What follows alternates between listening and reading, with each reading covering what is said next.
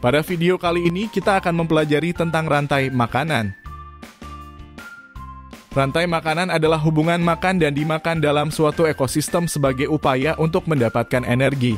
Pada sebuah ekosistem terdapat banyak komponen, diantaranya produsen, konsumen, dan pengurai. 1. Produsen. Produsen adalah makhluk hidup yang berperan sebagai penghasil makanan. Produsen mampu mengolah makanannya sendiri melalui fotosintesis. Makhluk hidup yang berperan sebagai produsen adalah tumbuhan. 2. Konsumen. Konsumen adalah makhluk hidup yang memakan makhluk hidup lain karena tidak dapat membuat makanan sendiri. Tingkatan konsumen adalah sebagai berikut. Konsumen 1 adalah makhluk hidup yang memakan produsen pertama kali, biasanya hewan herbivora atau omnivora. Konsumen 2 adalah makhluk hidup yang memakan konsumen 1, biasanya hewan karnivora atau omnivora. Konsumen 3 adalah makhluk hidup yang memakan konsumen 2, biasanya hewan karnivora atau omnivora. 3. Pengurai. Pengurai adalah makhluk hidup yang menguraikan kembali zat-zat yang semula terdapat dalam tubuh hewan dan tumbuhan yang telah mati. Pengurai membantu proses penyuburan tanah, misalnya bakteri dan jamur. Perhatikan contoh rantai makanan pada gambar berikut. Dalam contoh rantai makanan tersebut, padi berperan sebagai produsen, belalang sebagai konsumen 1, katak sebagai konsumen 2, dan ular sebagai konsumen 3. Berikut ini adalah contoh rantai makanan pada suatu ekosistem. Rantai makanan pada ekosistem sawah. 1. Padi, ulat, burung, ular, bakteri. 2. Padi, belalang, katak, ular, bakteri. 3. Padi, tikus, ular, elang, bakteri. Rantai makanan pada ekosistem ladang. 1.